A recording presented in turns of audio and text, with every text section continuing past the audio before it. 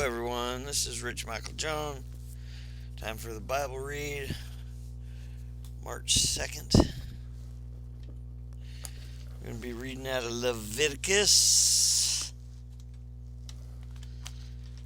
chapter 25, verse 47, through chapter 27, verse 13. Oh, it's a long one. Suppose a foreigner, temporarily resident, becomes rich while living among you. If any of your fellow Israelites fall into poverty and are forced to sell themselves to such a foreigner or to a member of his family, they still retain the right to be bought back. Even after they have been purchased, they may be bought back by a brother, an uncle, or a cousin. In fact, anyone from the extended family may buy them back. They are also redeem themselves if they have prospered. They will negotiate the price of their freedom with a person who bought them. The price will be based on the number of years from the time they were sold until the next year of Jubilee, whatever it would cost to hire a worker for that period of time.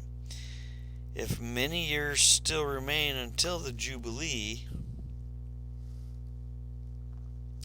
they will repay the proper portion of what they received when they sold themselves.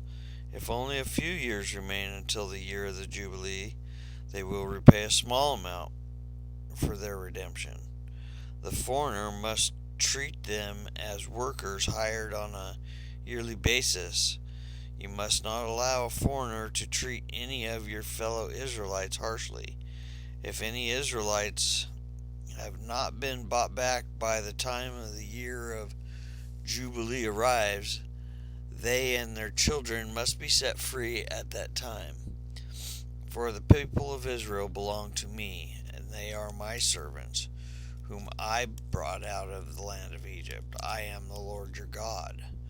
Do not make idols or set up carved images or sacred pillars or sculptured stones in your land so you may worship them.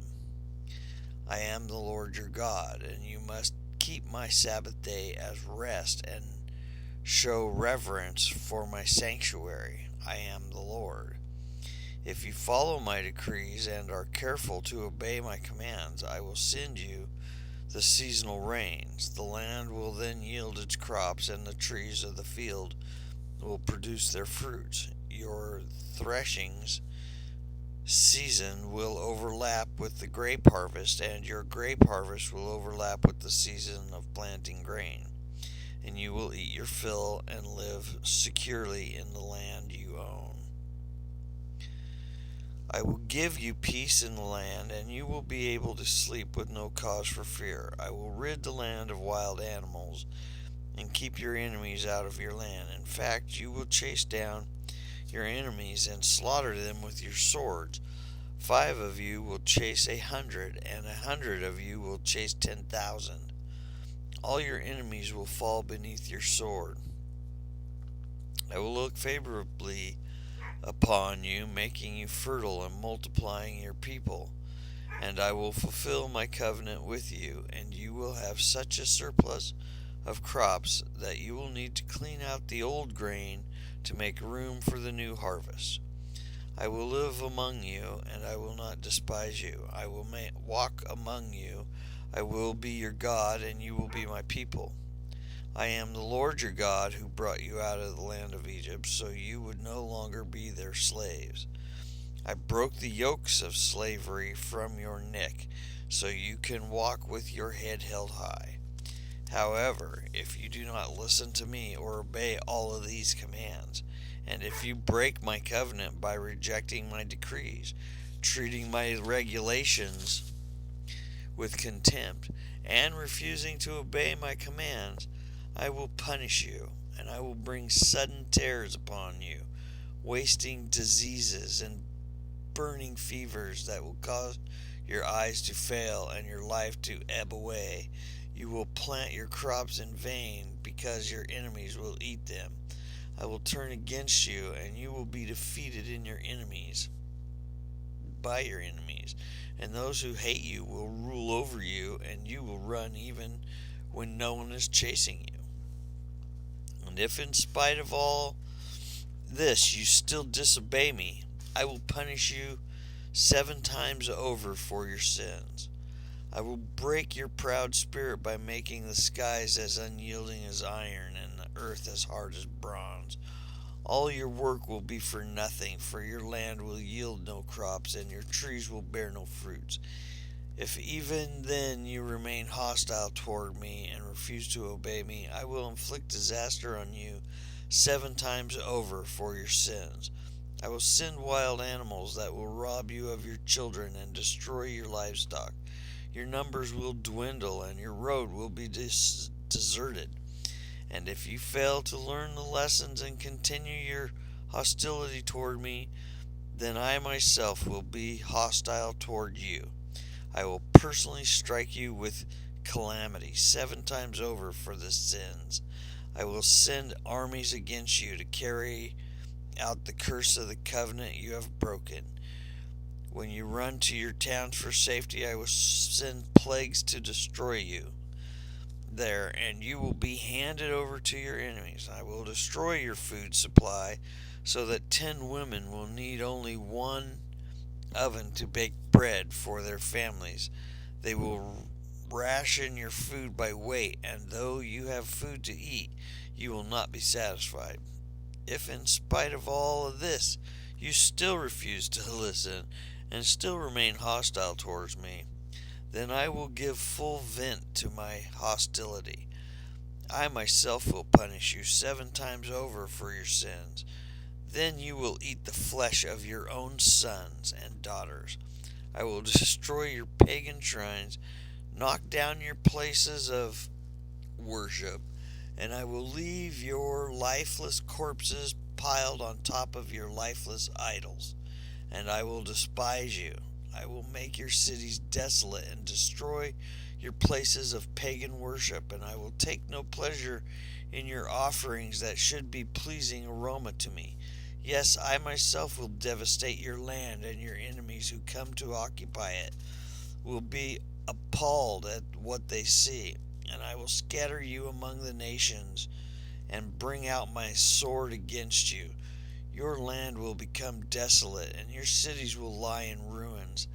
Then at last the land will enjoy its neglected Sabbath years as it lies desolate while you are in exile in the land of your enemies. Then the land will finally rest and enjoy the Sabbath mist. As long as the land lies in ruins, it will enjoy the rest you never allowed it to take every 7th year while you lived in it. And for those of you who survive, I will demoralize you in the land of your enemies. You will live in such fear that the sound of leaf driven by the wind will send you fleeing. You will run as though fleeing from a sword, that you will fall even when no one pursues you. Though no one is chasing you, you will stumble over each other as though fleeing from a sword. You will have no power to stand up against your enemies. You will die among the foreign nations and be devoured in the land of your enemies. Those of you who survive will waste away in your enemies' land because of their sins and the sins of their ancestors. But at last my people will confess their sins and the sins of their ancestors for betraying me and being hostile to my word toward me.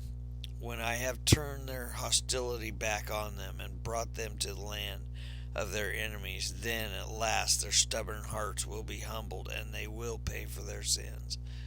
Then I will remember my covenant with Jacob, and my covenant with Isaac, and my covenant with Abraham. And I will remember the land, for the land must be abandoned to enjoy it. Years of Sabbath and rest as it lies deserted. At last the people will pay for their sins, for they have continually rejected my regulations and despised my decrees. But despite all of this, I will not utterly reject or despise them. While they are in exile in the land of their enemies, I will not cancel my covenant with them by wiping them out, for I am the Lord their God. For their sakes I will remember my ancient covenant with their ancestors, whom I brought out of the land of Egypt in the sight of the nations, that I might be their God. I am the Lord. These are the decrees and regulations and instructions that the Lord gave through Moses on Mount Sinai as evidence of a relationship between himself and the Israelites. Man, you people think God is only a loving God. Did you just hear that? You need to do as he asks and commands. Otherwise, he is.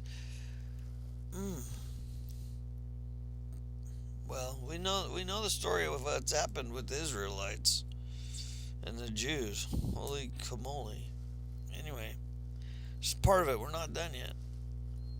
The Lord said to Moses, "Give the following instructions to the people of Israel. If anyone makes a special vow to dedicate someone to the Lord by paying the value of that person, here is the scale of values to be used. A man between the ages of 20 and 60 is valued at 50 shekels of silver, as measured by the sanctuary shekel.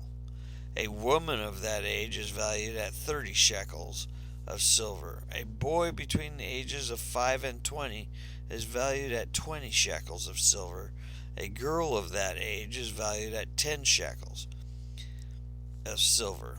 A boy between the age of 1 month and 5 years is valued at 5 shekels of silver. A girl of that age is valued at 3 shekels of silver. A man older than 60 is valued at 15 shekels of silver, and a woman of that age is valued at 10 shekels of silver.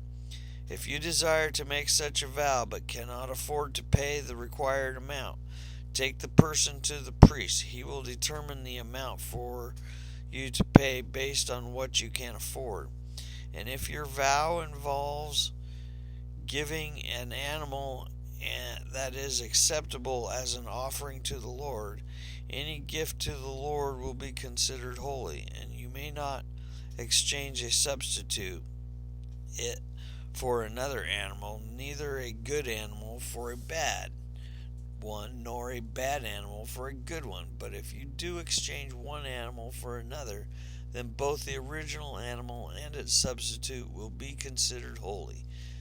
If your vow involves an unclean animal, one that is not acceptable as an offering to the Lord, then you must bring the animal to the priest. He will assess its value, and his assessment will be final, whether high or low. And if you want to buy back the animal, you must pay the value set by the priest plus 20%. So that's the first part of the read.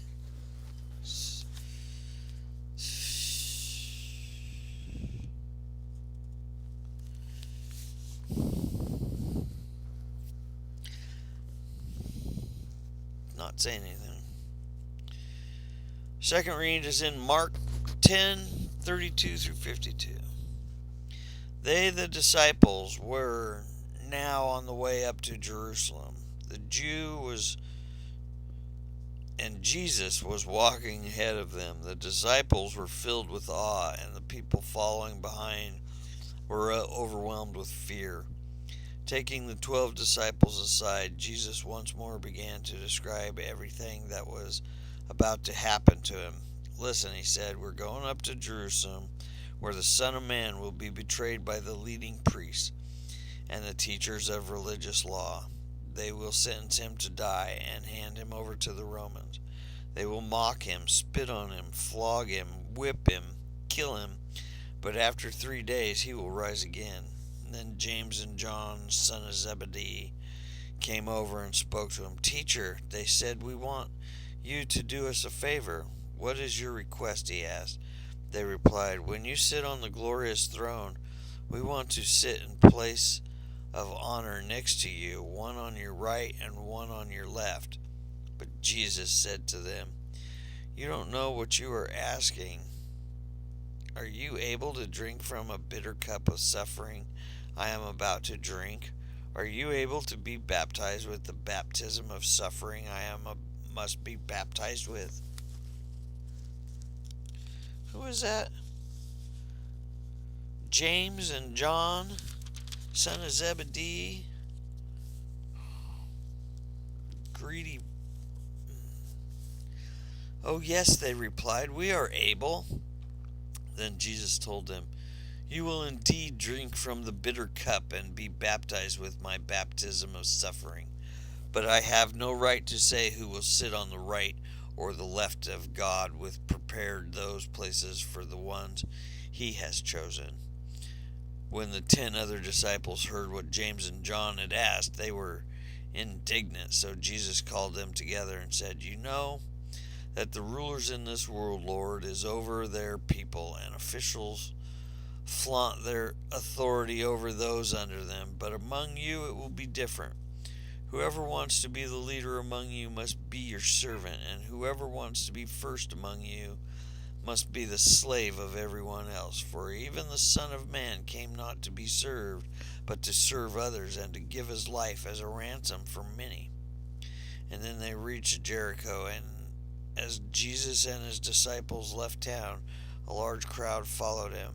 A blind beggar named Bartholomew, son of Timaeus, was sitting beside the road, and when Bartholomew heard that Jesus of Nazareth was nearby, he began to shout, Jesus, son of David, have mercy on me. Be quiet, many of the people yelled at him, but he only shouted louder, Son of David, have mercy on me. When Jesus heard him, he stopped and said, Tell him to come here. So they called to the blind man. Cheer up, they said. Come on, he's calling you. Bartholomew threw aside his coat, jumped up, and came to Jesus. What do you want me to do for you? Jesus asked. My rabbi, the blind man said, I want to see. And Jesus said to him, Go, for your faith has healed you. Instantly the man could see, and he followed Jesus down the road. Nice. Psalm 45. Beautiful words stir my heart. I will recite a lovely poem about the King, for my tongue is like the pen of a skillful poet. You are the most handsome of all. Gracious words stream from your lips. God himself has blessed you forever. Put on your sword, O mighty warrior. You are so glorious, so majestic. In your majesty, ride out to victory, defending the truth, humility, and justice. Go forth to perform awe-inspiring deeds. Your arrows are sharp, piercing your enemies' hearts. The nations fall beneath your feet. Your throne, O God, endures forever and ever. You rule with scepters of justice. You love justice and hate evil. Therefore, God, your God, has anointed you, pouring out oil of joy on you more than on anyone else. Myrrh, aloes, cassia perfumes, your robes in ivory palaces, the music of strings entertains you. King's daughters are among your noble women. At your right side stand the queen, wearing jewelry of finest gold from Ophir. Listen to me, O royal daughter. Take to heart what I say. Forget your people and your family far away, for your royal husband delights in your beauty. Honor him, for he is your Lord. The Prince of Tyre will shower you with gifts. The wealth will beg your favor. The bride, a princess, looks glorious in her golden gown. In her beautiful robe she is led to the king, accompanied by her bridesmaids. What a joyful and enthusiastic procession. As they enter the king's palace, your son will become kings like their father. You will make them rulers over many lands, and I will bring honor to your name in every generation. Therefore the nations will praise you forever and ever. Proverbs chapter 10, verse 22. The blessings of the Lord make a person rich, and he adds no sorrow with it. Anyway, that's the Bible read for the second.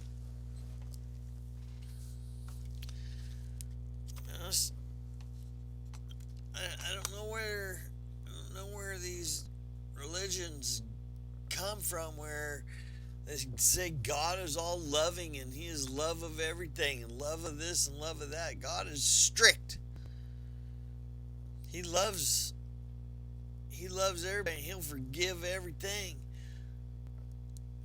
But if you were wrong, you were punished.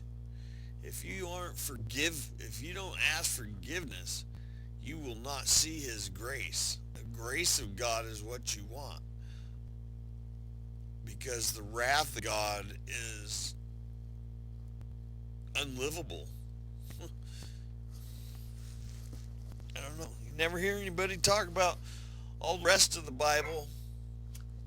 That's why we're going through it, people. Cover to cover. And this doesn't have all of it, but it's got a lot of it. I mean, Leviticus is a rough book to get through. A lot of rules, a lot of punishments. What happened to Aaron's two sons? The first day God came down to earth, and they thought they would just do something a little bit extra that they thought was a good thing. But God told them exactly what he wanted done. And he was going to come down. And they did it. He came down. And these two guys go off and start doing something else, and they were burned, fried to the ground. God sets the rules, and they have to be followed. God bless you. Sorry to be on a little rant, but it's a powerful read. God bless you.